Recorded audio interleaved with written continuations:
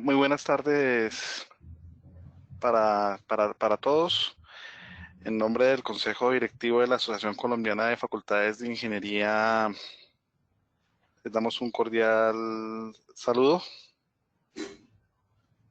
esperando pues, que se encuentren todos muy bien, al igual que sus familias.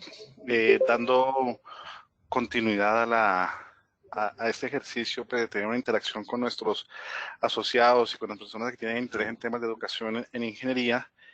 Hemos establecido esta conferencia conversatorio, hemos denominado evaluación y aprendizaje en el aula. Eh, este ejercicio busca hacer un recorrido sobre la evaluación de los aprendizajes en el aula.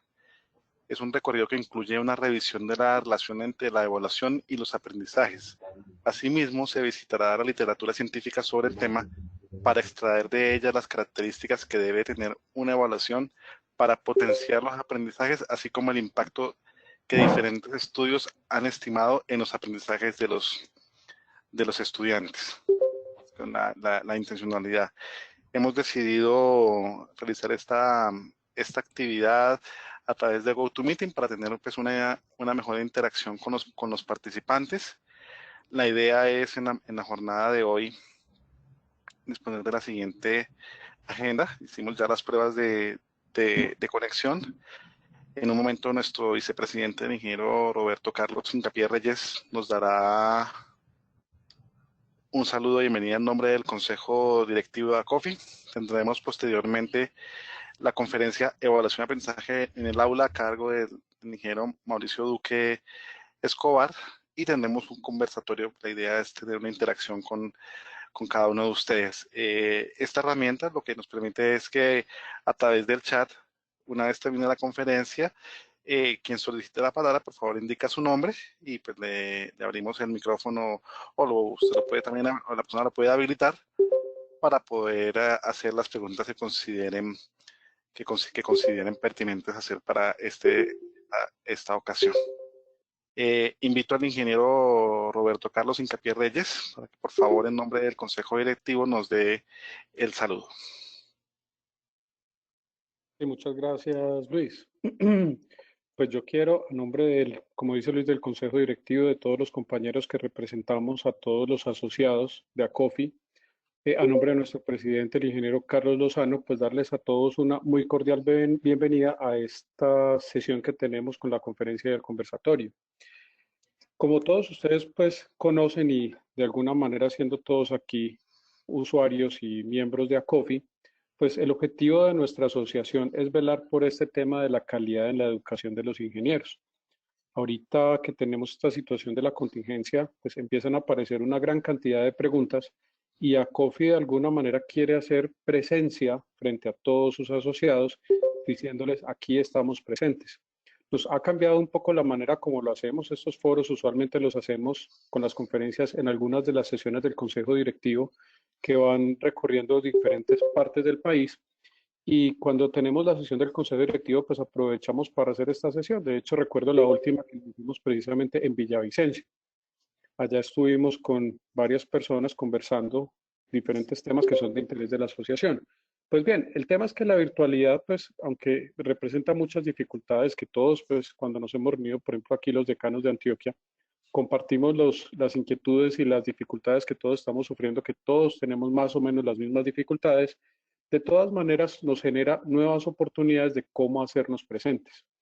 En ese sentido, les queremos decir que aquí estamos, aquí queremos apoyarnos entre todos y miremos esto como una oportunidad. En vez de tener una conferencia o un conversatorio en Villavicencio, donde estamos con las personas de Villavicencio, hoy en día pues podemos conectarnos con todas las regiones del país, inclusive desde fuera del país. Por aquí veo un saludo de Carlos Higuera desde Tunja, Johanna nos saluda desde Sucre, ¿cierto? Entonces tenemos desde diferentes partes del país y eso es una oportunidad que nos presenta este trabajo a través de GoToMeeting que no podríamos tenerlo si estuviéramos únicamente en una ciudad. Entonces, estas visitas que hacemos a través del país a partir de esta conferencia que tenemos hoy y otras que seguiremos teniendo, que les estaremos informando, pues nos permiten ese acercamiento ya a nivel nacional, inclusive internacional. Entonces, esa es una muy buena oportunidad.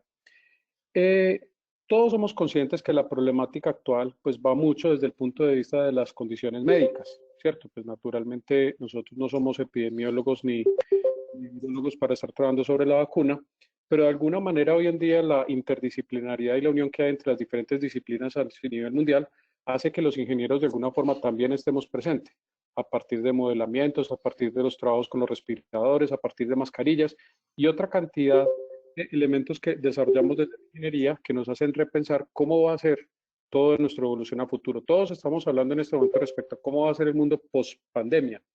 Pues en esa parte de pensar los escenarios hacia futuro es donde ACOFI quiere estar aquí presente con ustedes para abrir este espacio donde en algunos nos podremos simplemente desahogar, otros podemos simplemente compartir nuestras inquietudes o precisamente como en este caso recibir una muy buena información de una persona que tiene una gran experiencia. Porque dentro de esas inquietudes de futuro hablamos de cómo va a ser la formación de los ingenieros mañana. Hoy en día todos nos pasamos de una semana de hacer un examen en un salón a de repente hacer un examen a través de un medio digital. Pues en ese sentido es muy importante repensar el tema de la evaluación. El ingeniero Mauricio Duque nos va a presentar ahorita una conferencia donde nos va a cuestionar no solamente respecto a una parte técnica de cómo hacer una evaluación, sino más allá respecto a los objetivos de aprendizaje y su relación con la evaluación de ese aprendizaje. No solamente en cuanto a por qué se debe evaluar, sino para qué y cómo esa evaluación mejora esa relación con los estudiantes. Entonces, pues simplemente por mencionar ahorita, les lo va a presentar en más detalle las grandes calidades académicas del profesor Mauricio Duque. Es un experto en educación en ingeniería en el área de STEP y sobre todo en el tema de la evaluación. Y ha sido asesor del Ministerio de Educación, del ICFES e inclusive del British Council. Entonces, yo creo que no es más de mis saludos, simplemente darles la bienvenida, esperar que nos encontremos por aquí muchas más veces y que recuerden que a Coffee, pues no es solamente una oficina o un espacio dentro de una sala de reuniones o en un auditorio, sino precisamente a través de este encuentro y todos los sitios donde nos podemos todos reunir y ver, tomando un café virtual, pero compartiendo nuestras mismas inquietudes. Muchas gracias a todos. Ingeniero Roberto, muchísimas gracias por su saludo y por su mensaje en nombre del del consejo directivo. Dando inicio ya formal a a la charla, pues unos datos del ingeniero Mauricio Duque Escobar ya fueron descritos por el ingeniero Roberto. Destacar pues ingeniero eléctrico y magíster en ingeniería eléctrica de la Universidad de los Andes, maestría y doctorado del Instituto de Grenoble en Francia, es un investigador pues, en temas de educación en ciencia, educación en ingeniería. Estuvo vinculado durante 21 años a la Universidad de los Andes con diversos cargos en la Facultad de Ingeniería. Ha sido autor de múltiples investigaciones alrededor del tema de educación en ingeniería. Ha sido un colaborador permanente de ACOFI en temas asociados a nuestro quehacer en aseguramiento de la calidad, pues ha participado como editor de algunas de nuestras publicaciones y como lo mencionaba el ingeniero Roberto, pues ha sido asesor del Ministerio de Educación, del ICFES y del British Council, entre otras entidades. Así que es una persona con una amplia experiencia, conoce muy bien el país, conoce muy bien nuestro quehacer de facultades de ingeniería, incluso tiene un trabajo muy importante en educación básica y media que pues, le da pues un mayor criterio para poder emitir pues algunos de sus conceptos. La idea de la jornada de hoy es que tengamos una jornada dinámica en la cual pues no solamente sea pues oír al conferencista, sino tener un espacio de interacción, de pregunta e igualmente pues de comentarios críticos académicos dentro de este ejercicio. Antes de dar la palabra al ingeniero Mauricio, cuando nos enviamos los datos de conexión, había una encuesta para que por favor fuera diligenciada, se demora un par de minutos. Quienes no la han hecho pueden escanear el código QR que está en pantalla. Voy a dejar unos 30 segundos antes de que el ingeniero Mauricio inicie. Creo que él también en su presentación tiene el enlace para recordarlo, porque la idea también es tener algunas impresiones de parte de ustedes y poderlas mostrar gráficamente. Entonces, muchísimas gracias a todos. Ya tenemos 71 personas conectadas. Esperamos que se completará el número que teníamos inicialmente previsto. Les agradezco, por favor, que dejen pues, cuando se registren, dejar su nombre para pues, poder tener los datos de todas las personas que asistieron. Ingeniero Mauricio, muchas gracias. Nuevamente, bienvenido y pues muy contentos de tenerlo en este espacio.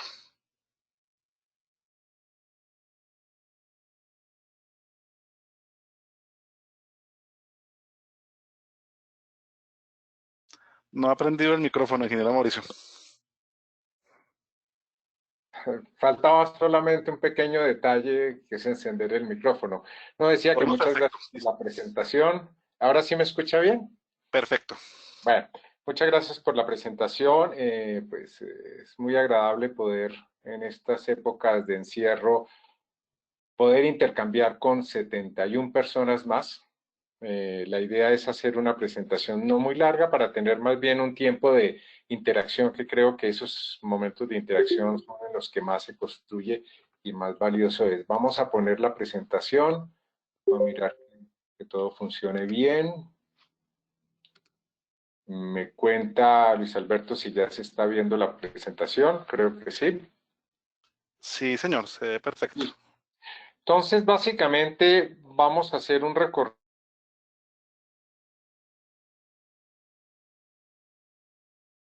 centrados en la evaluación formativa, que como vamos a ver no es tan común y tan frecuente en los salones de clase. En general, esto lo digo a partir de investigación.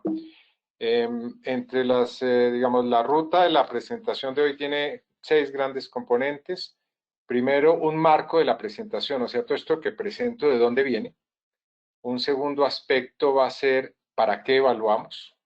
Es importante, y más desde ingeniería tenemos claro que cuando uno propone algo es porque eso tiene un objetivo y resuelve algún tipo de problemática, si no, no vale la pena proponerlo. Luego vamos a entrar a un tema que tal vez es el más crítico de todo, que es el de objetivos de aprendizaje, que es donde está tal vez el talón de Aquiles de todas las estrategias de evaluación. Luego vamos a abordar el tema de evaluación para el aprendizaje, luego la evaluación del aprendizaje y finalmente vamos a terminar con un resumen. No creo que sea más allá de unos 30 minutos, 40 en el máximo, pues en lo máximo, para abrir un espacio realmente de discusión entre todos y pues que haya la oportunidad de participar. Primero nos vamos a centrar de dónde viene este trabajo. En el grupo de investigación en que participo, que se llama STEM más B, que es un grupo interdisciplinario de varias instituciones, donde está entre otras la Universidad Nacional de Colombia, la UIS, Uninorte, hay otras universidades que están involucradas en este grupo. Nos ha llamado siempre la atención investigar sobre el tema de educación en las áreas STEM, que son básicamente las que nos incumben a nosotros.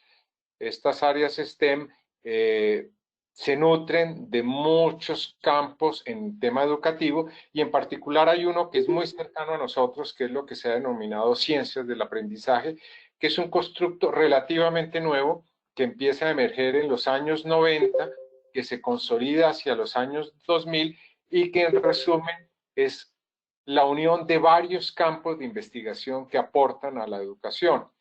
Tradicionalmente, las ciencias sociales han aportado a la educación, lo mismo que la psicología, la economía en buena medida, porque muchos de los grandes estudios sobre datos administrativos para mirar el impacto de cosas en educación vienen de economistas, que son los que manejan muy bien este tipo de herramientas, y evidentemente del campo de la educación. Pero a esto se le vienen uniendo otras áreas que son STEM, lo cual las hace mucho más cercanas a nosotros, donde está todo el tema de ciencias y neurociencia, que viene produciendo una gran cantidad de investigación que da cuenta de muchas cosas, que consolida afirmaciones que venían del pasado, que consolida paradigmas, que consolida principios, pero que también han puesto en duda algunas otras cosas que venían de antes. Está toda el área de matemáticas, que ha permitido desarrollar métodos numéricos que permiten identificar y calcular el impacto de diferentes estrategias de educación en poblaciones muy grandes.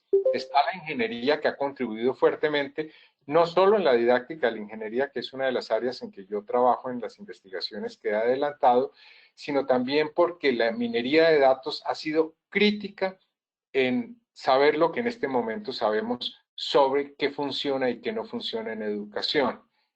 Y está todo el tema de investigación en didáctica de la ingeniería. Entonces, este es desde el marco del cual voy a hacer la presentación de las cosas y está muy orientado desde este marco conjunto, las áreas tradicionales con las áreas STEM que tienen que ver con educación, en ese marco nuevo que se ha denominado ciencias del aprendizaje. Un segundo elemento que es bien importante y que en el campo educativo muchos grupos en el mundo han empezado a insistir con fuerza es en algo que se llama la educación basada en evidencias. Esto es tratar de ser muy rigurosos en las fuentes de las cuales proviene la información y las evidencias sobre las cuales tomamos decisiones en educación. Y esto lo han denominado la pirámide de confiabilidad de las evidencias, porque uno tiene evidencias que van desde artículos de opinión que son muy comunes en educación, donde las personas opinan, revistas que hacen algún tipo de divulgación, usualmente tratando de tomar cosas que vienen de investigación, los congresos que todos conocemos, donde existe algún nivel de revisión por pares, pero no es el más estricto, porque la idea realmente en esos congresos es que haya gran diversidad de presentaciones y que aún las personas que tienen trabajos incipientes puedan ir a foguearse. ¿Cómo, amor? Así no me queda ya menos un cabo. Ay, no ha llegado, papi. Ay, yo no quiero cara. Búscala. No ha llegado. Que normalmente hacen referencia a pequeños estudios. Están los estudios de impacto en revistas registradas que ya tienen Sí, te puedes bañar. impacto. En este momento hay un micrófono encendido que es... Bueno, hay un micrófono encendido en paralelo. Estudios de impacto en revistas arbitradas que ya son estudios mucho más grandes porque tienen un diseño experimental, usualmente con grupo de tratamiento y grupo de control para poder realmente asignar causalidad, o se trabajan con otras estrategias como regresión discontinua o muchas otras herramientas matemáticas y estadísticas que permiten asignar causalidad, dado que la simple correlación no es suficiente.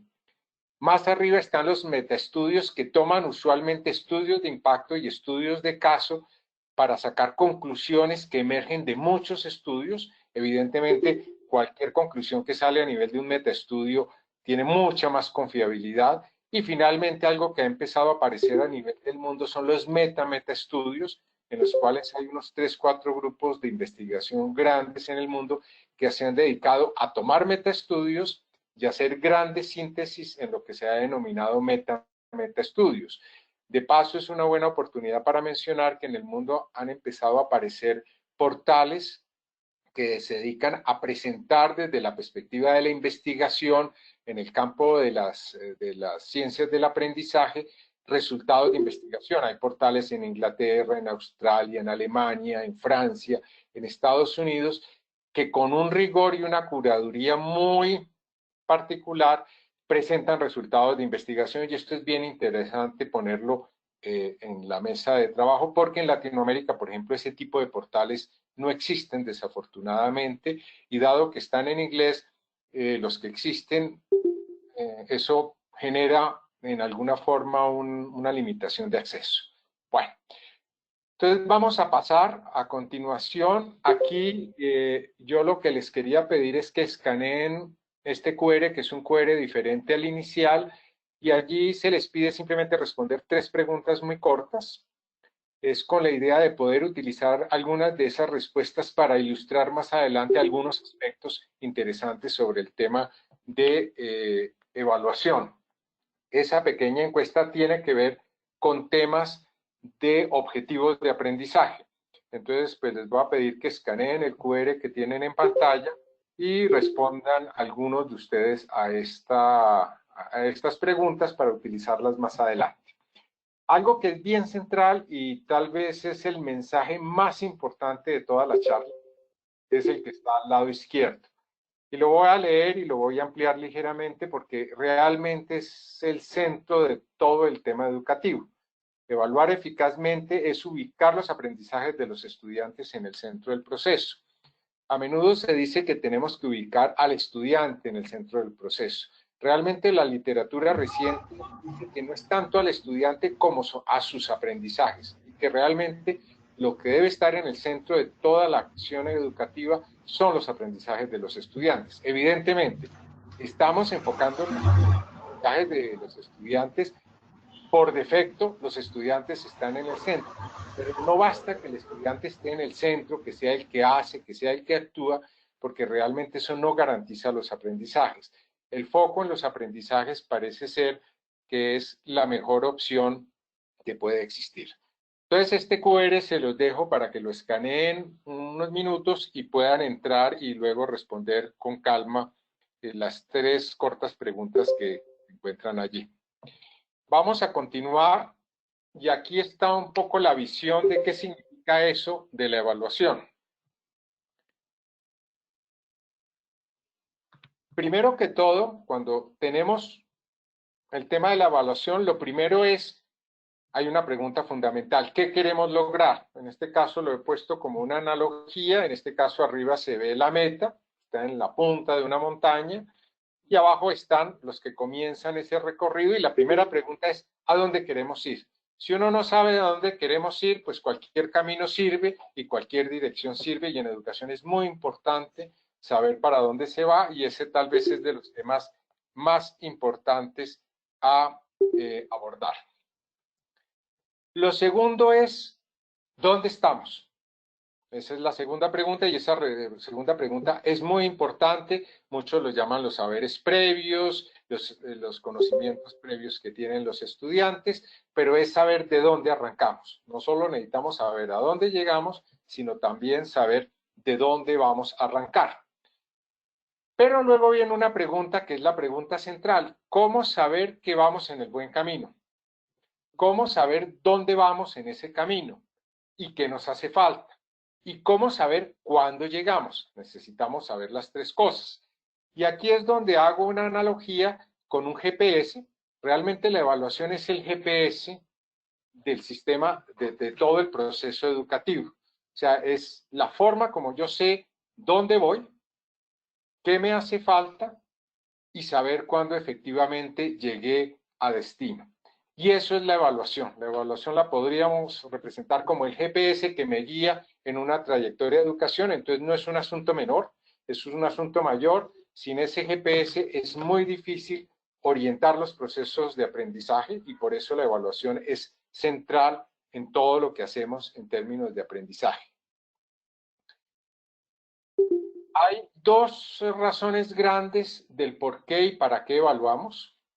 Y son, primero, y tal vez la más importante, que es la que está a la izquierda, es para ayudarle al estudiante a aprender. Esa es tal vez la razón más importante de la evaluación, la que tiene, digamos, la que hay que integrar en el aula a lo largo de todo un proceso educativo, pero hay otra que está a la derecha, que es una responsabilidad de todos los que formamos profesionales, que es que tenemos que certificar que los profesionales que estamos graduando son competentes para lo que decimos que son competentes, y esa es una responsabilidad social que tenemos. Entonces tenemos 2 tipos de reto. El primero es lo que se denomina la evaluación para el aprendizaje, antes llamada formativa, actualmente se prefiere llamar evaluación para el aprendizaje, para promover aprendizajes. Y el segundo tipo de evaluación es la evaluación sumativa, que es la evaluación del aprendizaje. Realmente, ¿qué hemos logrado? Y esa es la que le da cuenta, más que al estudiante, a la sociedad, de que hemos formado un profesional que tiene las competencias necesarias, lo cual no deja de ser una responsabilidad bastante grande. Algunos mitos. A menudo se afirma que los exámenes y las pruebas estandarizadas no ayudan al aprendizaje, que es mejor la evaluación cualitativa que la cuantitativa, que la mayor parte de las evaluaciones requieren de un instrumento, que cualquier evaluación cualitativa es formativa. Esas son concepciones que a menudo aparecen. Sin embargo, la investigación reciente muestra que un estudiante aprende preparando una prueba y respondiendo a una prueba. Las pruebas estandarizadas y las pruebas de mitad de curso y de final de curso son fundamentales en el aprendizaje de los estudiantes. Hay suficiente evidencia en datos que muestra que los estudiantes aprenden más cuando están confrontados a pruebas, que los obliga a estructurar todo lo que han venido aprendiendo y a prepararse a la prueba.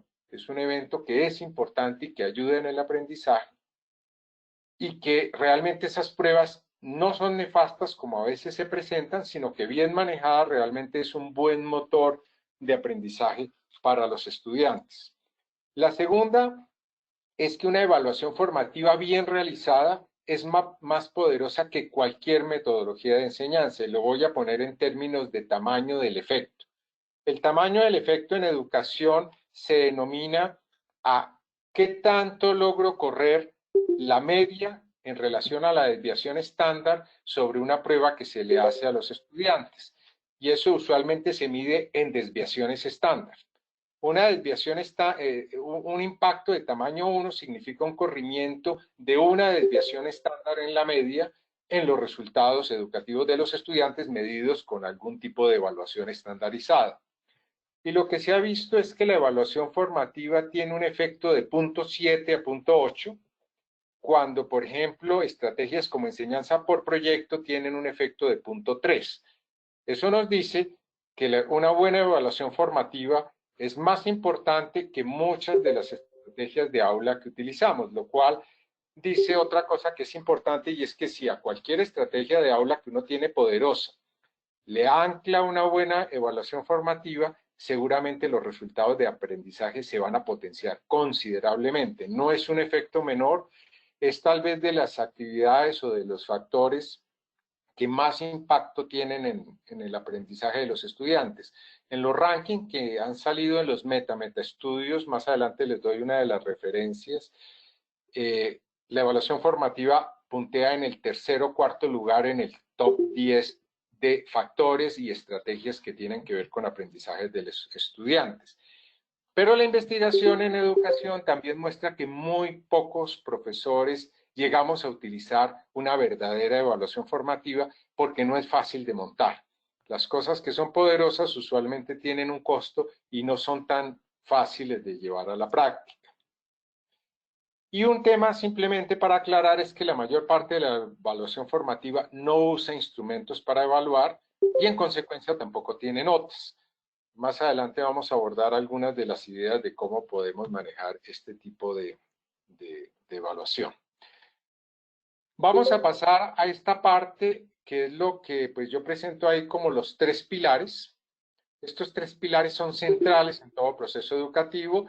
En el centro pongo una trípode porque eso da un poco la idea de la analogía. Una trípode es estable, pero si le falta cualquiera de las patas a la trípode se cae. Y eso pues cualquier ingeniero rápidamente se da cuenta de ello. Y es una analogía interesante porque si cualquiera de estos 3 pilares no está bien, el proceso educativo se cae. El primer pilar son objetivos de aprendizaje, el segundo son evidencias de aprendizaje y el tercero son actividades para promover aprendizajes.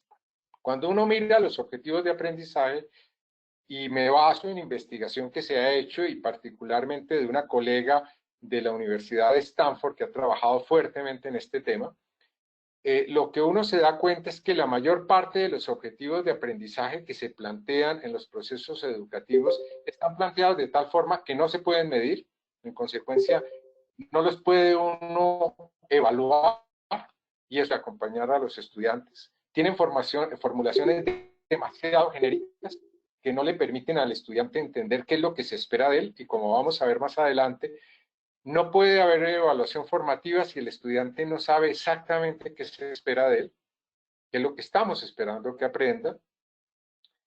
A menudo tienen formulaciones muy complejas que redundan en lo mismo, que no se entienden, que tienen muchos elementos dentro, que se prestan a muchas interpretaciones diferentes, y cuando yo planteo un objetivo que se presta a muchas interpretaciones diferentes, es evidente que al estudiante le va a costar trabajo identificar.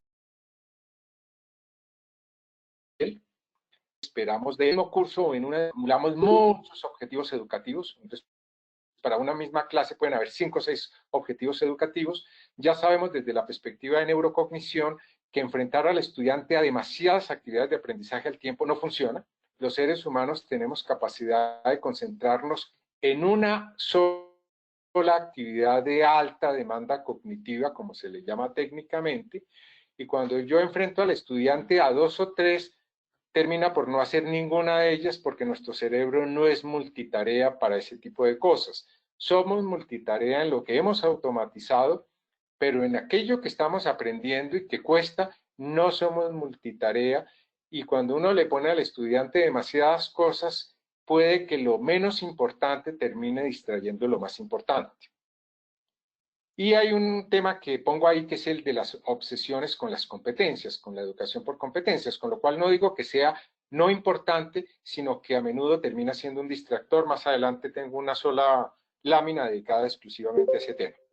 En el tema de las actividades de enseñanza-aprendizaje también hay problemáticas que muestra la investigación. El primero es un abuso con estrategias de moda.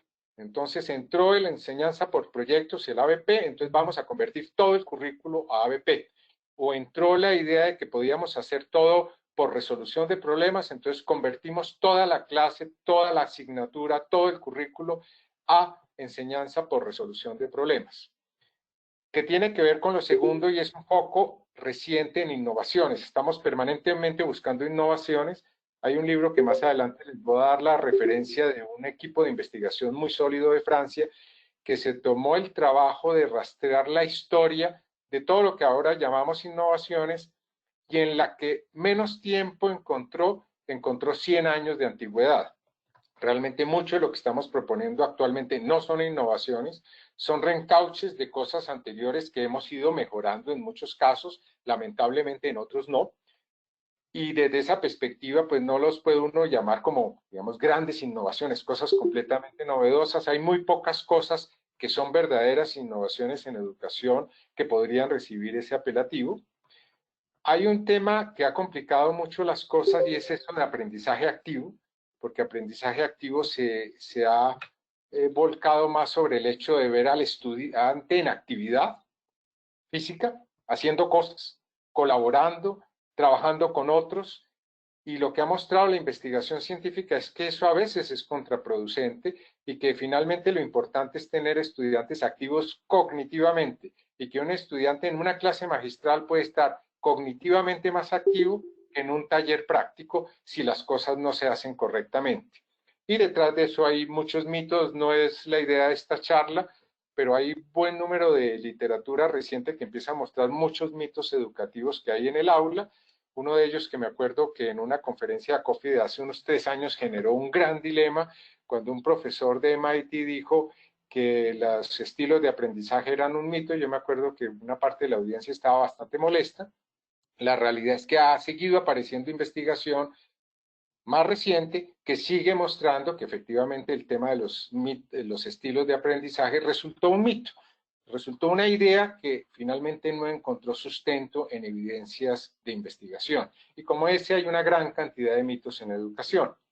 Y el tema de las evidencias de aprendizaje es un tema crítico, porque realmente se ha centrado en producir notas. Nosotros como profesores, pues entonces nos dice la universidad, en el caso mío, a mitad de semestre usted tiene que reportar el 30% de la nota, entonces uno anda preocupado a ver qué prueba le hago para sacar ese 30%, para poderlo reportar. Usted no puede tener una nota que valga más de 30%, entonces tenemos que evaluar a los estudiantes a lo largo del semestre cumpliendo unas normas que tienen una cierta racionalidad, pero el foco se ha ido en eso y no en ayudarle al estudiante a aprender.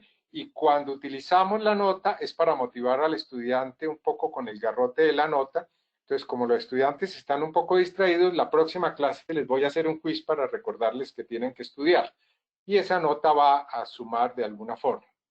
Son de las problemáticas que hay. Al lado izquierdo pongo una frase que encontré en un texto muy reciente que salió hace menos de un año, y me gustó mucho porque dice que en educación tenemos la costumbre de convertir los paradigmas del pasado en paradigmas del presente. Se convierten en unos dogmas irrefutables. Si yo en este momento les digo a ustedes que todo lo que es la aproximación constructivista está pasando de moda, seguramente muchos van a saltar, aunque hay bastante evidencia para poderlo afirmar, porque tendemos a convertir en dogmas cosas que en el pasado tuvieron todo su sustento, como cualquier teoría en el campo de la ciencia. Las teorías van pasando, van quedando atrás, quedan ciertas cosas vigentes. La teoría de Newton sigue siendo vigente, pero uno no podría decir en este momento que la teoría de Newton nos permite hacer absolutamente todo, porque con ella no hubiésemos nunca podido construir los GPS, por ejemplo, de los cuales hablamos. Allí se necesitaban otras teorías que van más adelante. Sobre los objetivos de aprendizaje, y aquí es donde quería mirar si algunos de ustedes contestaron la pequeña encuesta. Hay 6 personas que nos contestaron.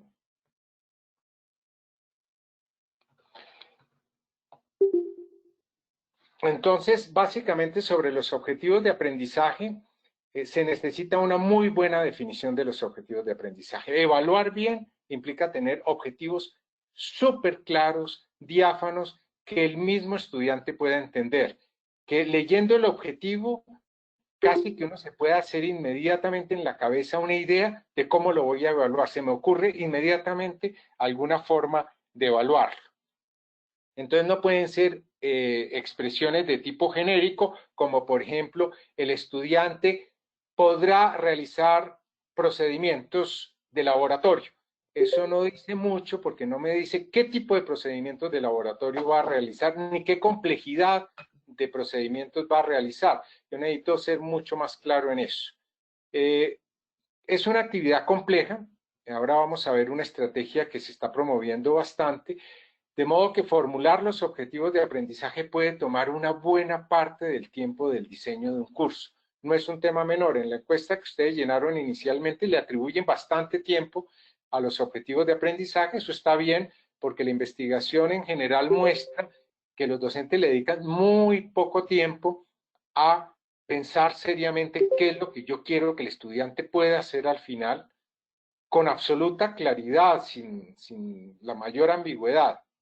Entonces eso es bien importante. Y eso permite diseñar una buena estrategia de evaluación. Continuando un poco más lejos, esto es lo que se llama diseño curricular inverso y lo voy a mencionar porque en el tema de evaluación es crítico. Es una estrategia nueva relativamente, una década sobre la mesa, sobre cómo diseñar actividades de aprendizaje. Entonces, lo primero que plantea esta corriente, esta escuela, que es una escuela que surge posteriormente a la de enseñanza para la comprensión de Harvard, que es más o menos de los años 90, esto es más o menos de bien entrado este siglo, dice que hay que declarar de forma muy diáfana, clara, evidente los objetivos de aprendizaje en términos de qué comprensiones queremos promover en los estudiantes, qué queremos que comprendan, y cuando decimos qué queremos que comprendan, no sirve una frase como comprender los sistemas realimentados, eso no dice mayor cosa.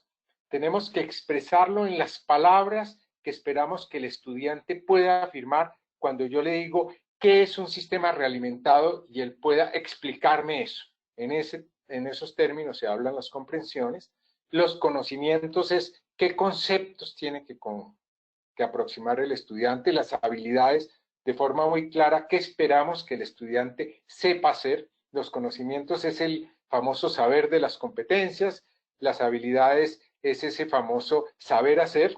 Las comprensiones es una cosa que está un poco más arriba, que es difícil meter en esas categorías porque es una categoría superior.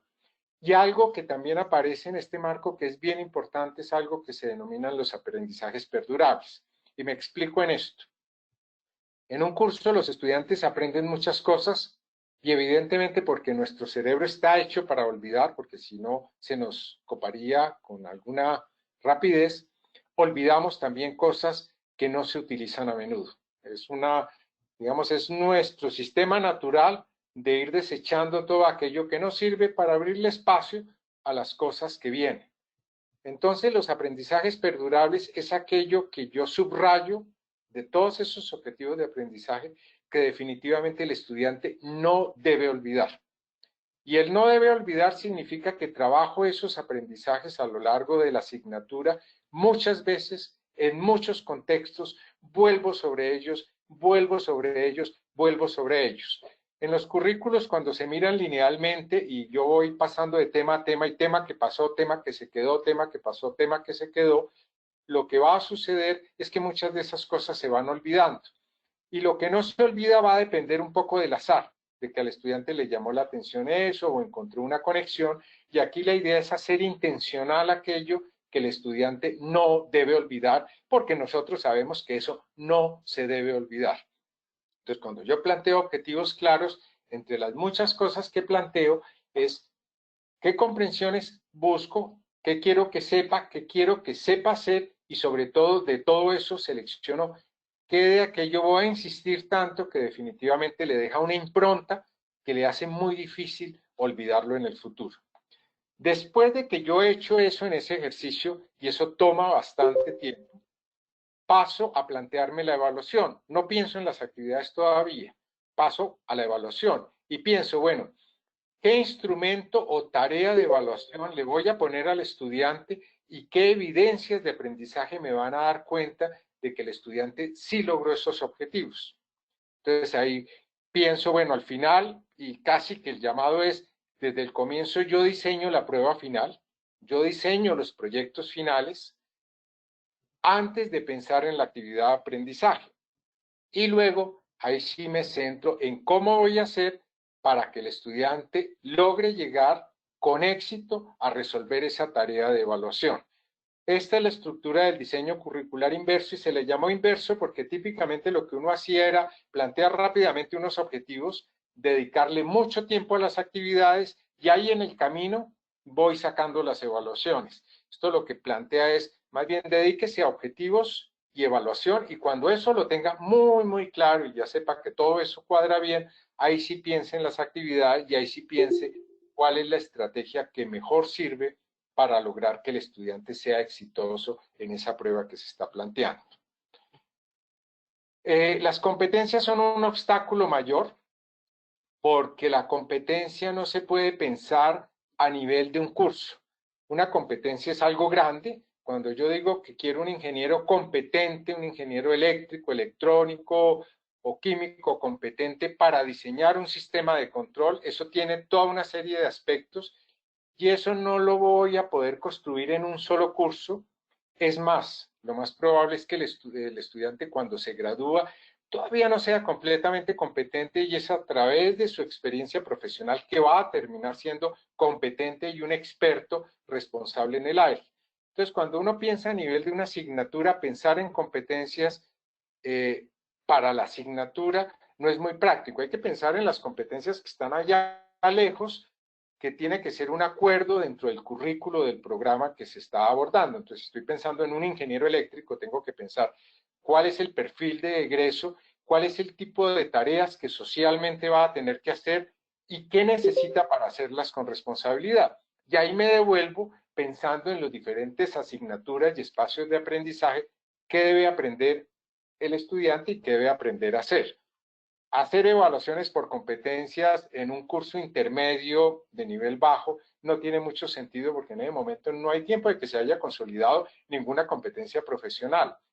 Se ha abusado mucho del término de competencias y cuando uno mira muchas de las formulaciones de competencias son más bien habilidades, habilidades que van a contribuir a una competencia mayor más adelante.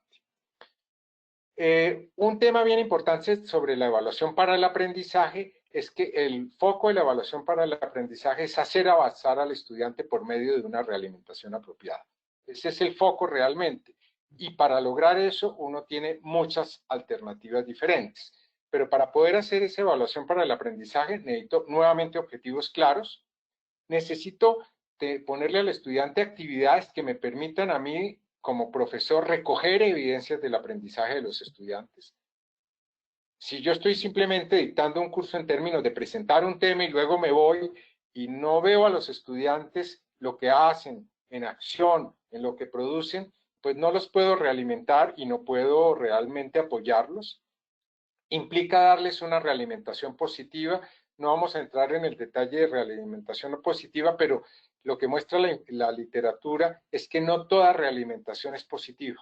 Hay realimentaciones que son negativas en términos de que no le ayudan al estudiante y a veces estorban bastante. por ejemplo, el tema de la nota en general tiende a no ser una realimentación positiva para muchos estudiantes, porque cuando un estudiante recibe un parcial con un 2/10, el estudiante mira el 2/10 y usualmente no mira los comentarios del profesor. El parcial fácilmente pasa a la caneca de basura que está al lado. Entonces termina siendo una realimentación negativa porque genera en el estudiante un sentimiento de yo no puedo, entonces genera lo que uno llamaría una mentalidad no creciente o un sentido de autoeficacia negativo y termina no ayudándole al estudiante. Ahora, esa realimentación puede ser natural porque uno puede diseñar actividades que la misma actividad le hace ver al estudiante que está haciendo bien o mal las cosas. Si uno, por ejemplo, le dice a un estudiante, quiero que me diseñe un sistema de control para este proceso que tengo aquí al frente, y él monta el sistema de control y no le funciona, pues yo no tengo que decirle, no le funciona. Es una forma de realimentación natural y el estudiante pues tendrá que resolverlo y buscar las cosas. Uno puede acompañarlo con preguntas en ese momento. Puede haber realimentación por otros estudiantes que se dan cuenta de algo en las discusiones entre ellos, o puede haber una realimentación por parte del docente. Pero algo que es importante, que ustedes en la encuesta lo pusieron, afortunadamente con un nivel muy alto, es que no hay evaluación para el aprendizaje si el estudiante no logró avanzar gracias a todo este proceso. En otras palabras, la evaluación para el aprendizaje se configura y se confirma cuando el estudiante puede avanzar. Antes es simplemente una intención de hacer evaluación para el aprendizaje o evaluación formativa. La evaluación formativa sin que el estudiante avance no existe. Eso por defecto pues lo podemos poner de lado. Tiene que producir efectos en el estudiante. Entonces, evaluación para el aprendizaje, ya para resumir, no es necesario un instrumento. La mayor parte de la evaluación formativa la hace uno observando lo que hacen los estudiantes, lo que dicen, lo que producen. Es mejor cuando está embebida en la actividad. Les di el ejemplo del diseño del sistema de control. Yo les pongo a diseñar un sistema de control, lo tienen que montar en MATLAB en un simulador. Ahí se dan cuenta si funcionó o no funcionó y si cumplió las especificaciones o no. Yo no tengo que decirles que está mal. Ellos se van a dar cuenta que está mal y van a tener que jugar con ese problema para resolverlo. Yo puedo apoyarlos en esa parte. Requiere de una realimentación positiva. Esto es una realimentación que empuja al estudiante hacia adelante, no que lo frena, y que puede venir del docente, de un compañero o de la misma actividad. Ahora, pasemos rápidamente a la evaluación del aprendizaje, que es la sumativa. Esa implica una valoración, un juicio, y en consecuencia es delicada porque estamos diciendo si un estudiante es apto para algo o no es apto para algo. Ahí entran dos conceptos que están en la diapositiva, y es que debe ser válida y confiable. Válida significa que estamos evaluando lo que hay que evaluar. La investigación muestra que a menudo terminamos evaluando otras cosas, no exactamente lo que queríamos evaluar, y debe ser confiable en términos de que no importa a qué estudiante se la aplique o quién la interprete, el resultado de la valoración va a ser, digamos, similar. Hay consistencia en esa métrica.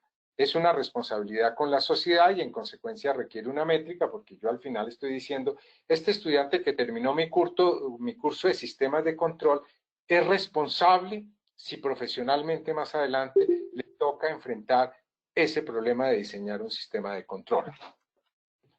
¿Qué riesgos tiene la evaluación del aprendizaje? Utilizarla para motivar, que es algo que utilizamos mucho, o sea, cuando los estudiantes, como les decía, no están muy atentos y están distraídos, entonces un quiz es perfecto, que le pongo nota y va como evaluación sumativa. Un tema que es delicado, desafortunadamente las normas en las instituciones a veces nos obligan, es hacer evaluaciones cuando no se ha cerrado un ciclo de aprendizaje sobre una temática. Uno no debería hacer evaluación sumativa, sino cuando el estudiante ha tenido la posibilidad de redondear el tema y no a mitad de camino, darle la oportunidad, porque si bien no existen estilos de aprendizaje, sí existen ritmos de aprendizaje, y eso pues hay que mirar cómo se maneja con los estudiantes. Pretender que toda evaluación del aprendizaje, o sea, sumativa, también puede ser formativa. Hay, digamos, dos extremos. Los que dicen, no, yo hago evaluación sumativa y formativa y es lo mismo, porque realimento al estudiante, eso tiende a no funcionar. Y los que dicen, no, hay que hacer cosas completamente independientes, porque las evaluaciones sumativas también a veces me ayudan a tomar acciones de corte formativo. En resumen, ya para ir cerrando, la evaluación no es un complemento. Es central, es el GPS educativo y hay que verlo como la estrategia para yo saber dónde van los estudiantes y orientarlos en el camino. Sin realimentación no hay aprendizaje y eso es formal, eso viene de todos los lados, si uno lo mira desde la perspectiva de teoría de control es clarísimo, pero desde la neurociencia es súper claro. Toda persona aprende porque tiene algún referente y va midiendo el error de lo que está haciendo con respecto a ese referente, y eso está ya bastante estudiado a nivel de neurocognición, de modo que la realimentación es fundamental. Entonces, cuando uno potencia esa realimentación, pues los procesos de aprendizaje se hacen mucho más rápido, mucho más poderosos. La evaluación es un medio para promover realimentación al estudiante. O sea, el sentido de la evaluación es realimentar al estudiante o realimentar al sistema y dar cuenta al sistema de qué pasó en el salón de clases. Evaluar no implica aplicar un instrumento de evaluación. La mayor parte de la evaluación en el aula es el docente que toma al vuelo evidencias de aprendizaje y detecta rápidamente dónde van bien los estudiantes y dónde tienen problemas para tomar acciones. Y una cosa que es importante es los exámenes son importantes porque es un momento que obliga al estudiante a revisar todo lo que ha venido trabajando, a consolidarlo, y yo creo que todos hemos tenido experiencias educativas de que hemos aprendido cosas en los parciales. Recuerden cuando ustedes eran estudiantes. A veces uno sale del parcial, uy, si yo hubiera entendido esto antes, pero resulta que ya lo entendió, lo aprendió en ese parcial. Afectó un poco la nota, pero los parciales son una actividad en que los estudiantes están expuestos y en cierta forma forzados a aprender de las circunstancias. Ya para cerrar un poco un resumen de dónde viene todo esto, ahí en pantalla están 2, 4, 6, 7 referencias de las cuales tomé cosas de este material. Hay muchas otras referencias. Si alguno de ustedes está interesado sobre un tema, le puedo pasar otras referencias. Hay una caricatura arriba que a mí me gusta mucho porque refleja, y la presento tanto que seguramente algunos de ustedes ya la conocen, que refleja un poco lo que pasa en nuestros sistemas educativos, que nos centramos en la enseñanza y no en los aprendizajes que estamos buscando.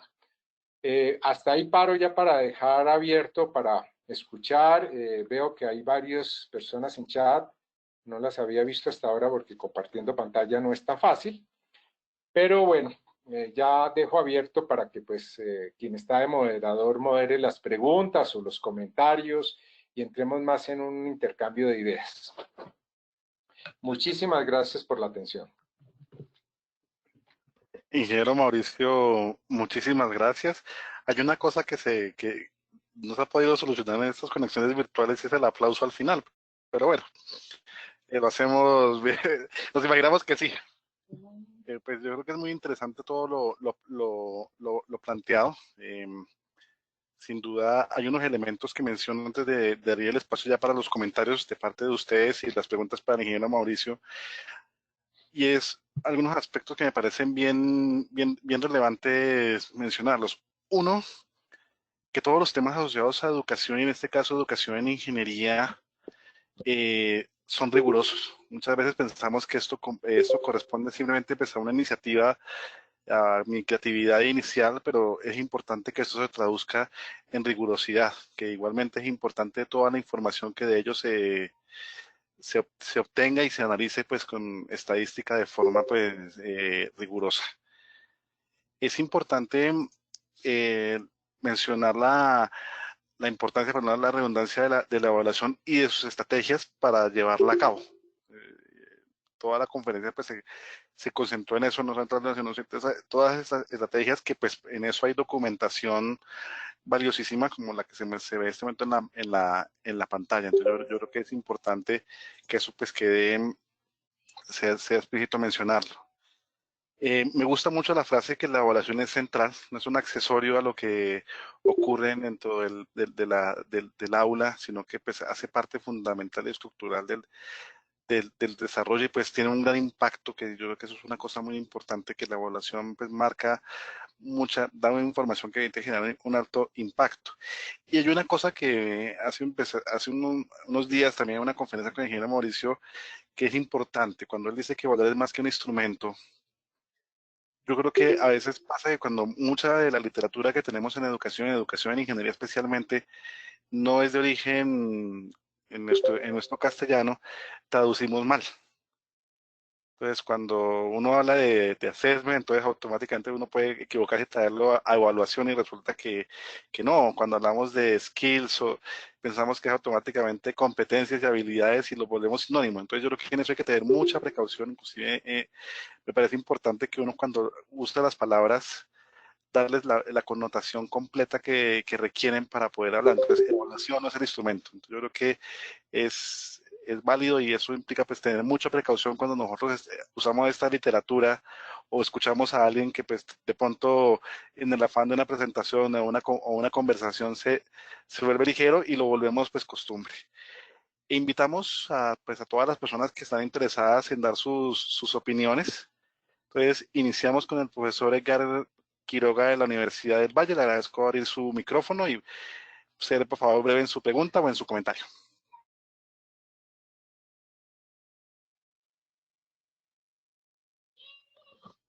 Ingeniero Edgar Quiroga, en la parte inferior está la opción para activar el sonido. Si no, para esto lo vamos a hacer por acá.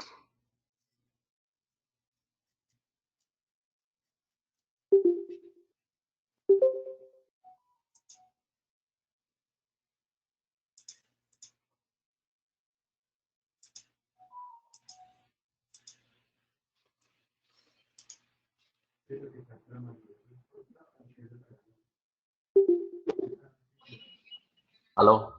Aló, ingeniero, lo oímos, ingeniero Quiroga. ¿Sí, ya me escuchan? Sí, señor. Ok, buenas tardes, Luis Alberto, muchísimas gracias. Saludos a Mauricio y a todos los colegas que están en este importante conversatorio. Realmente es muy interesante. Como dice Luis Alberto, es de Arquiroga, soy profesor de la Facultad de Ingeniería de la Universidad del Valle. Y tengo una pregunta para Mauricio que me parece pues, pertinente. Mauricio explica el término, el tema de evaluación, hace referencia a competencias. Cuando yo tengo un programa académico, ese programa académico pues tiene un perfil de egreso, se ha formulado competencias que supuestamente se espera que el egresado haya adquirido a lo largo de formación en la carrera.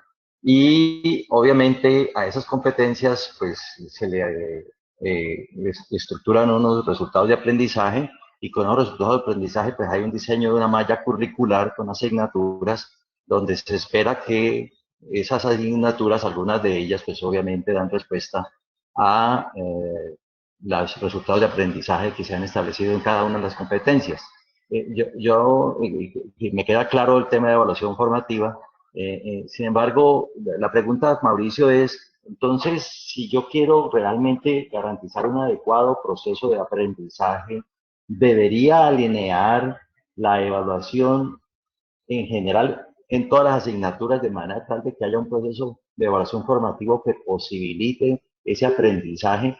Como hay libertad de cátedra, entonces un docente puede establecer una forma de evaluativa, otro de otra manera, pero ¿hasta dónde entonces implicaría que yo debo alinear en general el proceso de evaluación formativo a lo largo de todo el diseño de la malla curricular y garantice así entonces que hay un diseño curricular inverso como lo han mostrado y posible tener resultados concretos al final del proceso formativo? No sé si es clara mi inquietud, Mauricio. Gracias. No, sí es clara. Yo creo que en la misma inquietud está la respuesta. Digamos que cuando uno habla digamos, de formación, de educación por competencias, pues lo que uno tiene claro es cuáles son las competencias de egreso, cuál es ese perfil y las competencias de egreso de profesional que estamos formando, y eso luego lo lleva a uno a una tarea de declinar eso en las asignaturas. O sea, para llegar a eso, tengo que ver dónde arranco y distribuir a lo largo de todo el programa la responsabilidad de ir formando los diferentes componentes en los aprendizajes del estudiante, tanto en lo que sabe como en lo que sabe hacer, como las comprensiones que debe tener para llegar a ser competente.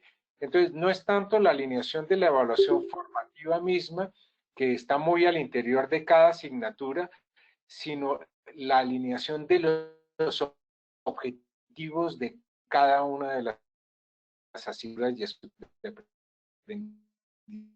Eso es lo que tiene que estar súper alineado, de modo que competencias tengo dos opciones. Suponer que si todos los componentes que yo definí de la competencia los logró el estudiante, entonces puedo inferir que el estudiante es competente. Eso tiene un riesgo porque la competencia es más que la suma de las partes, es una propiedad emergente. Entonces yo tengo las dos interpretaciones. Digo, esta competencia implica todos estos conocimientos, todas estas habilidades, y hago la lista. Y evalúo todo, entonces todo el estudiante que cumple razonablemente con todo eso, digo que es competente. Ese tiene un riesgo porque, como decía, la suma de las partes no necesariamente hace el todo, que puede ser mucho más que la suma de las partes, y de hecho la competencia es una propiedad emergente.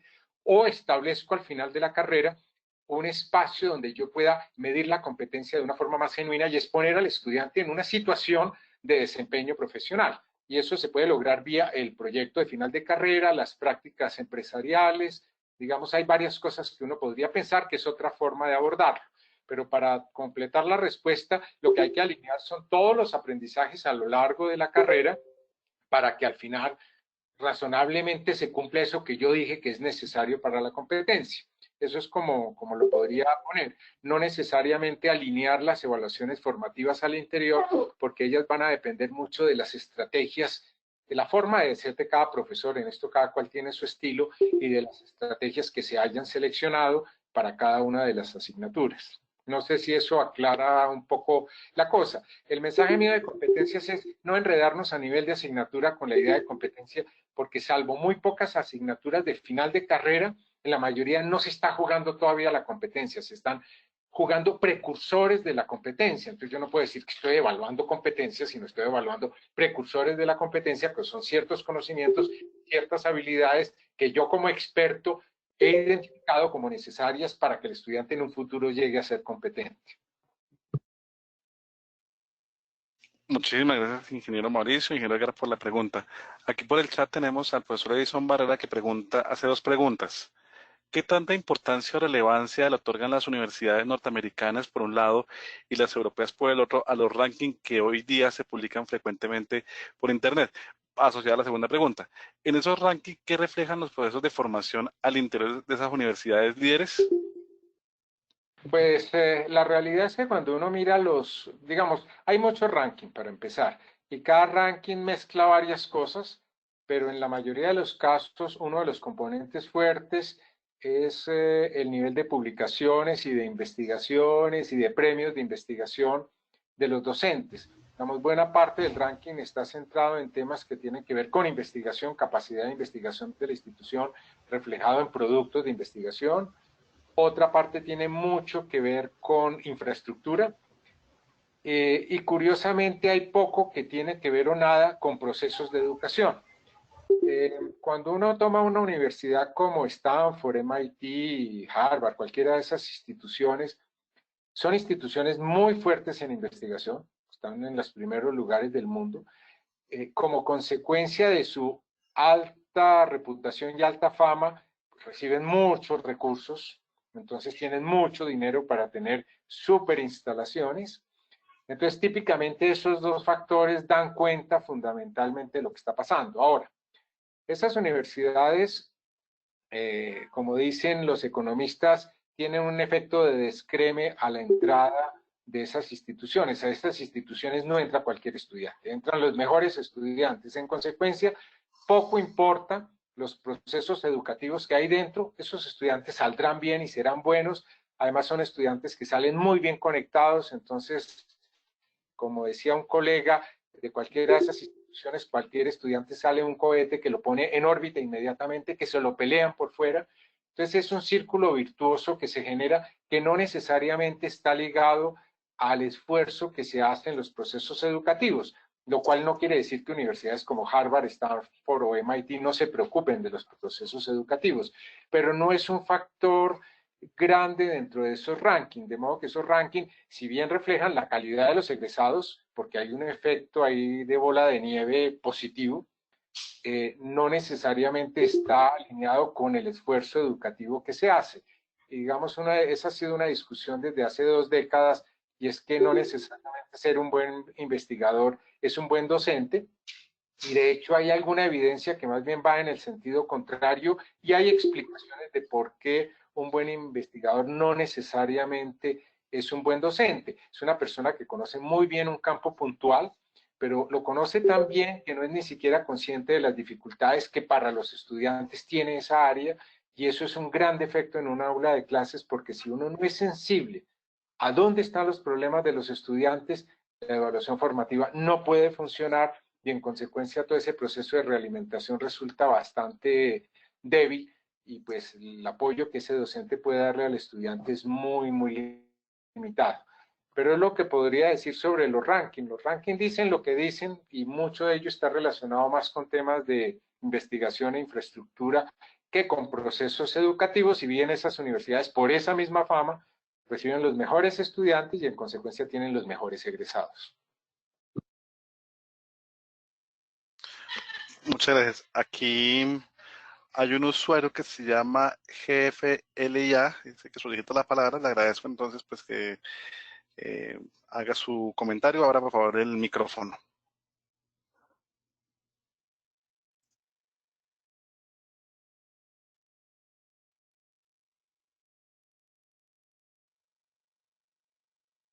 Buenas noches, mi nombre es Jaime Carvajal, yo soy tutor de la Universidad Nacional Libre de Distancia UNAD. Dentro de la evaluación formativa para la educación superior es bien compleja, ¿sí? Como lo decía acá nuestro panelista,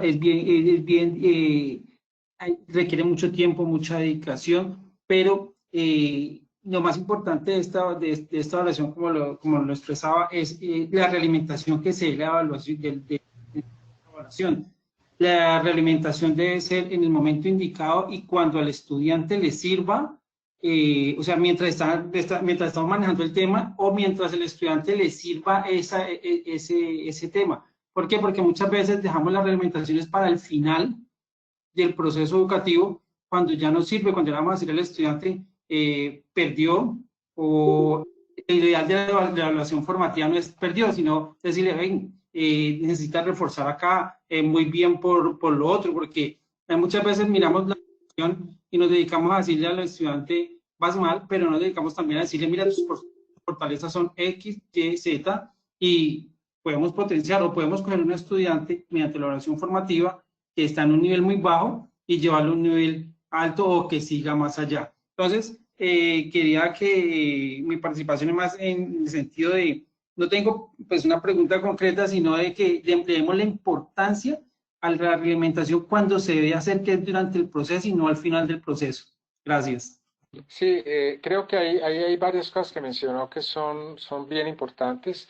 Una que no mencioné, y es que la evaluación formativa no puede esperar 2 semanas. O sea, si yo hago como estudiante una actividad hoy y no tengo rápido una realimentación, en 2 semanas eso ya no sirve, porque pues ya estamos en otra cosa. La evaluación casi que debe ser inmediata, y la idea es que es parte del proceso y por eso está embebida en el proceso.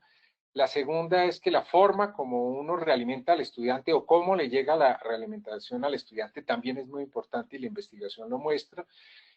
Ahorita les menciono 2 cositas. La tercera que mencionaba es que este tema no es fácil.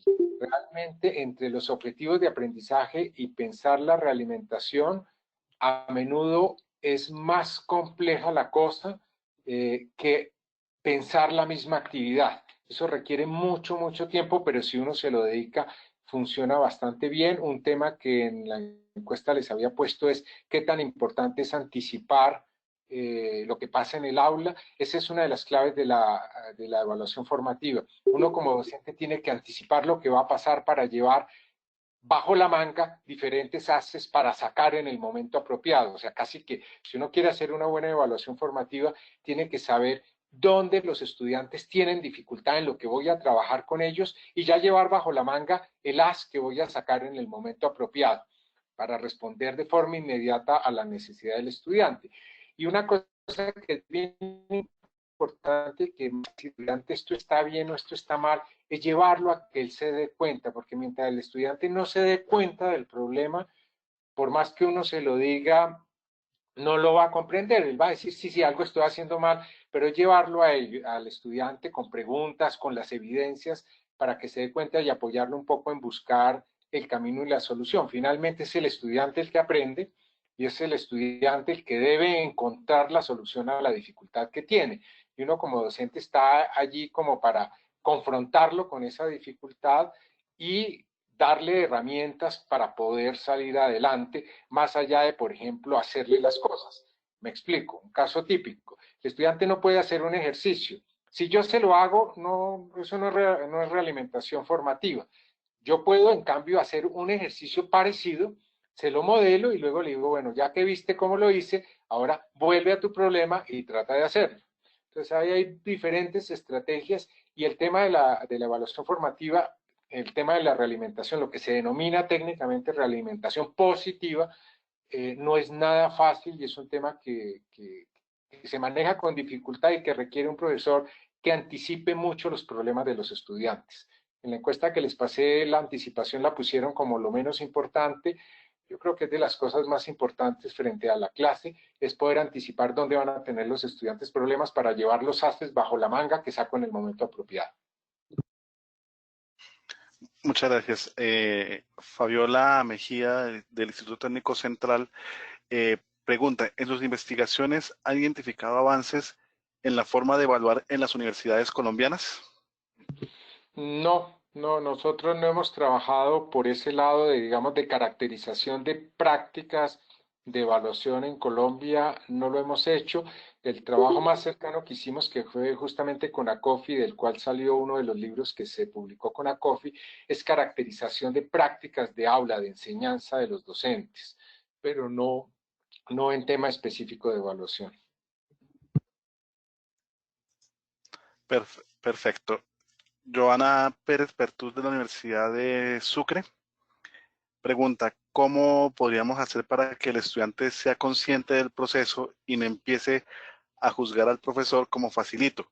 Porque no valoran que ganan, porque aprenden, están acostumbrados a que el profesor que es bueno les hace perder ante la asignatura. Bueno, lo primero es que no hay que afirmar que un curso donde todos los estudiantes o casi todos pierden es un curso riguroso.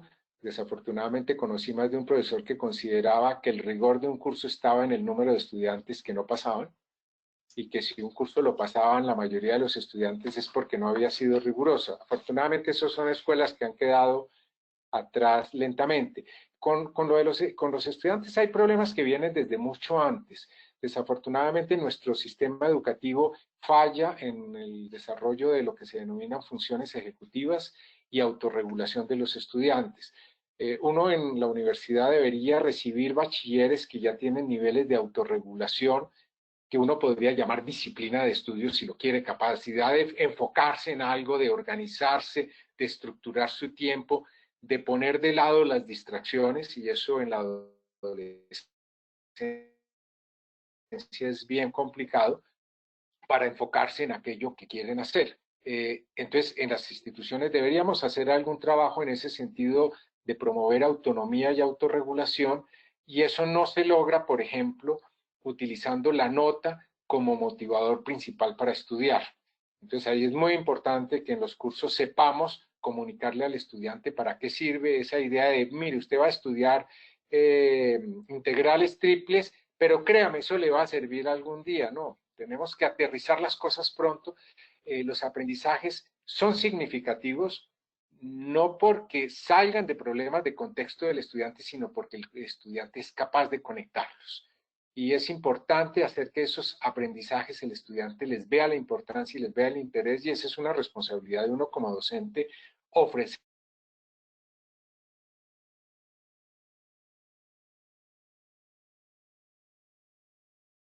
todo un proceso, que eso es importante, y eso lleva a plantear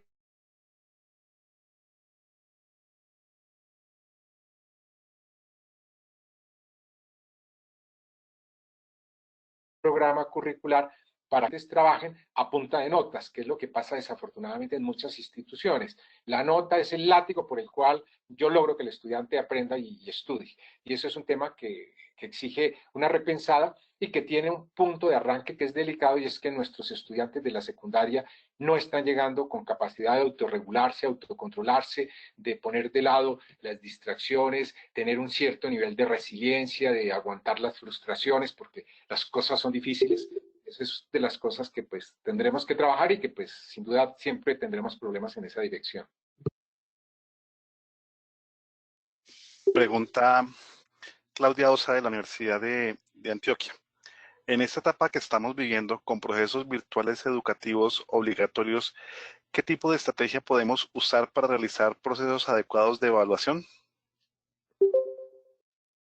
Hay un problema de base y lo voy a poner sobre la mesa a partir de contar una pequeña anécdota. En un trabajo que se hizo cuando se estaba pensando un poco en reformar los criterios de acreditación con la pasada administración, tuvimos una sesión en que estuvimos trabajando el tema de educación virtual. Y la pregunta era si los criterios para la acreditación de programas virtuales debía ser el mismo de los programas presenciales. No va a entrar en el detalle de la discusión, pero me llamó mucho la atención algo que lo pongo sobre la mesa. En general, y yo estaba un poco coordinando las mesas, entonces pasé por las diferentes mesas de trabajo escuchando lo que decían, porque en ese momento estaba acompañando a la viceministra en el diseño de esos espacios. Me llamó mucho la atención una cosa: la mayor parte de las mesas tendían a tener la idea de que la educación virtual era más barata que la educación presencial y que requería realmente mucho menos gente, porque uno podía manejar 200, 500 estudiantes con un profesor, mientras en presencial eso no era posible.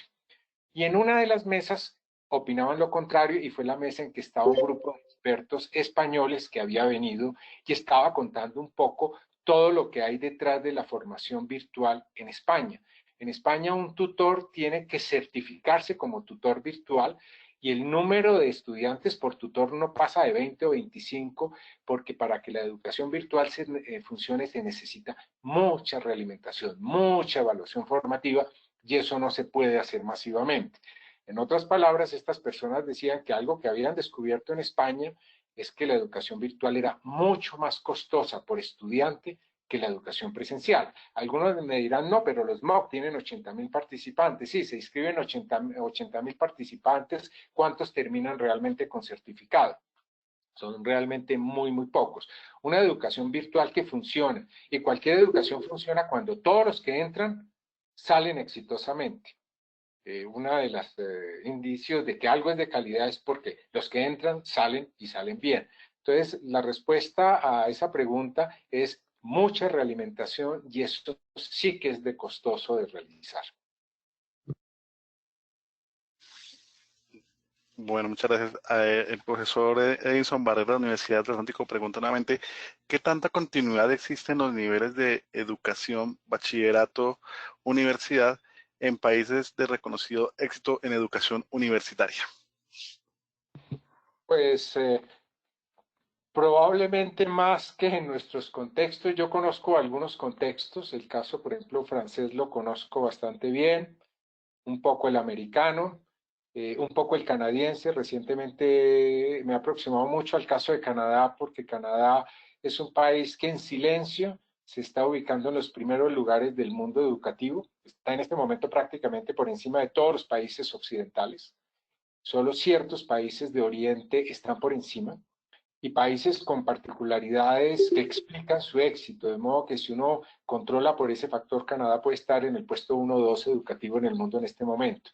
En esos países hay un gran interés de articular muy bien las diferentes cadenas y un diálogo muy cercano entre las universidades y la educación primaria y secundaria. Hay un diálogo bastante fluido.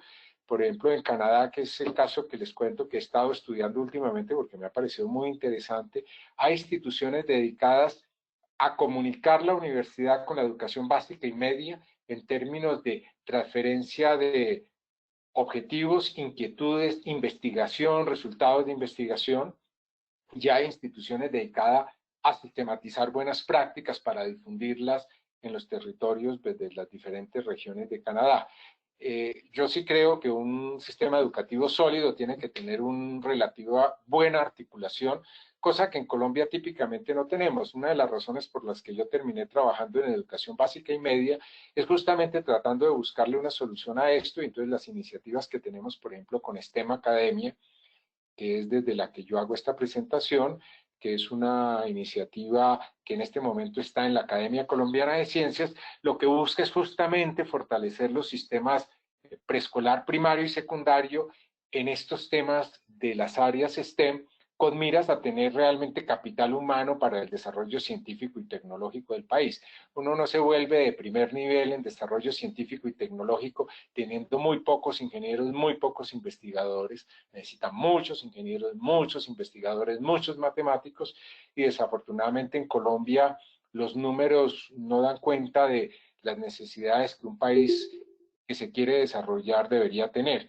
Y eso implica, pues, digamos, colaborar con los niveles previos. Bueno, el profesor Jaime Carvajal de la UNAD solicita nuevamente la palabra, entonces, por favor, habilite el micrófono. Gracias, muy amable.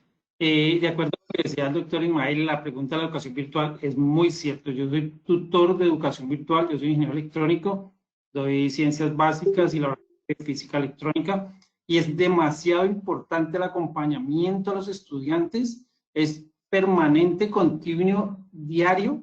Puede decirse que hasta los fines de semana, el único día que no realimentamos es el domingo, ¿sí? A veces cuando tenemos cierre de actividades, hacemos los domingos trabajo también. Muchas veces hacemos más tiempo del que está, pero es algo que desde nuestra profesión y de nuestra vocación docente, pues yo creo que a muchos nos pasa. Hay situaciones específicas, especiales con estudiantes, ya que los estudiantes que toman la educación virtual muchas veces es por situaciones de trabajo, generalmente de trabajo, desde que son padres de familia, personal del Ministerio de Defensa, personal de la salud, que tienen horarios atípicos. Nosotros somos estudiantes de todo Colombia y de todo el mundo, entonces un estudiante que está con uno desde Francia, entonces son horarios atípicos, pero si no hacemos las reglamentaciones, como lo decía Ismael, la educación virtual no funciona. El tutor tiene que estar certificado en muchísimas herramientas virtuales, porque aparte de eso tenemos que, de la parte didáctica, la fundamentación académica, sacar herramientas de muchas partes para poder aprender. O sea, aprendemos a utilizar pizarra, aprendemos a utilizar muchas herramientas para poder colaborarle al estudiante sin hacerle ni regalarle. Y va mucho cómo incentivamos, motivamos al estudiante para que sea autónomo en su estudio, pero pues con el acompañamiento de nosotros los tutores. Muchas gracias. Muchísimas gracias por su aporte, ingeniero Carvajal.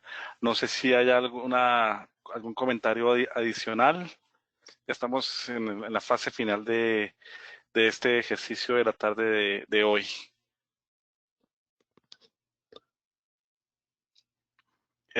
¿Han quedado con todo entendido o totalmente confundidos en la noche de hoy?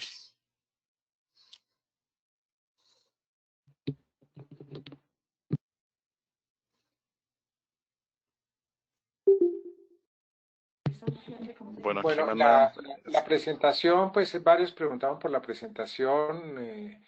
Yo ahora se la mando a Luis Alberto, yo se la había mandado, pero hay algunos ajustes que le hice después de pequeños typing que después descubrí, entonces ahora se la paso a Luis Alberto para que se las pueda pasar a ustedes.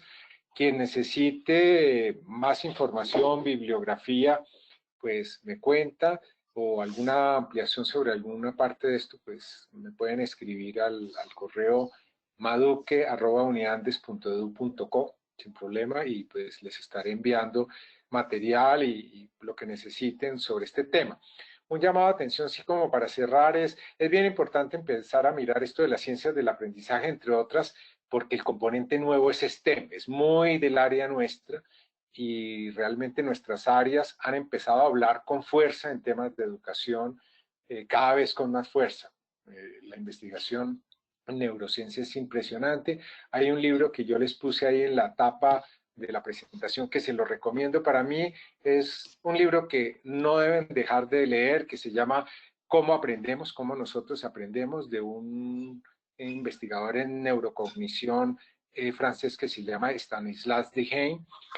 Creo que es un libro que toda persona que enseñe debería leérselo en este momento porque tiene temas de actualidad, hace un muy buen resumen de la investigación de los últimos 20 años y ahí se encuentran muchas cosas que seguramente van a ser de utilidad. Bueno, ya para ir cerrando, pues muchísimas gracias, ingeniero Mauricio, nuevamente por su maravillosa disertación. Creo que ha sido un ejercicio bastante productivo. Refleja un tema importante y es que los temas de educación, reitero, los temas de educación en ingeniería tienen mucha rigurosidad y pues así deben ser abordados. Tengo el gusto de conocerlo ya hace más de 15 años y detrás de sus trabajos siempre ha habido ese ejercicio juicioso para sacar adelante y pues con estadística y con información que sea lo suficientemente confiable, y así debe ser el desarrollo en cada uno de nuestros programas. Sin duda eso implicará pues un esfuerzo al inicio importante para cualquier proyecto que quieran plantearse alrededor de sus prácticas de aula, pero cuando se ven los resultados, sin duda va a ser muy interesante, y todos los aportes que le pueden dar a sus estudiantes, sin duda para mejorar su formación, serán de alto reconocimiento. Ya para cerrar, pues la presentación y alguna información adicional de esta jornada de hoy estará puesta la próxima semana en nuestro sitio web, y yo les solicitaría, pues siempre procuramos tener una foto de nuestras actividades y pues solo tenemos cajitas. Quienes quieran, en el próximo minuto antes de cerrar la conferencia, por favor habilitar sus cámaras y para tomar una foto en este momento. Entonces les agradezco a los que quieran y pues, se sientan en condiciones de aparecer, pues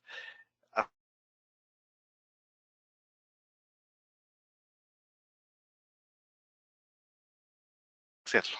Vamos a tener un minuto habilitado.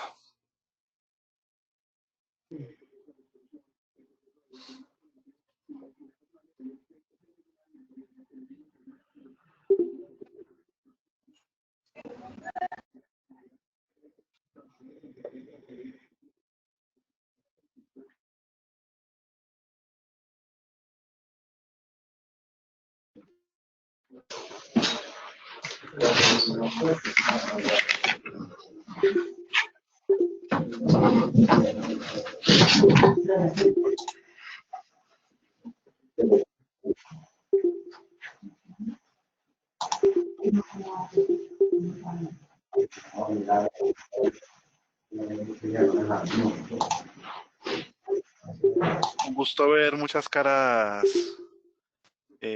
conocidas. Y que están en la casa, eso es una cosa importante. Qué bueno que nos reconozcas a pesar de este encierro, hombre.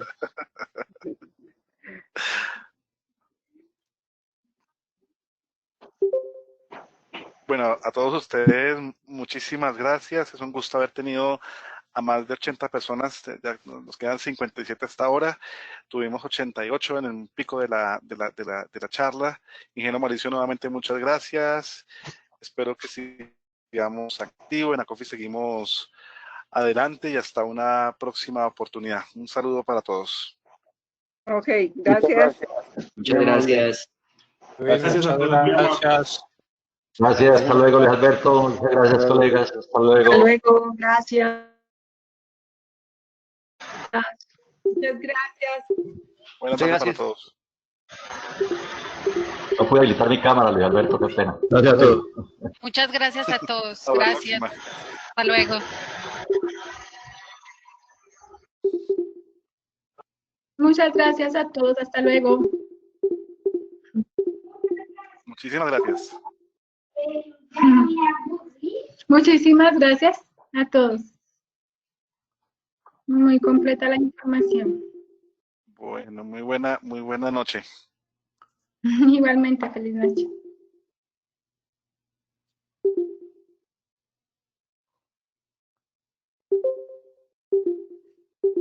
Luego, muy amables, muchas gracias, muy productiva y muy chévere la Ya, bueno. A usted, profesor Carvajal, por su colaboración y por sus disertaciones. Gracias.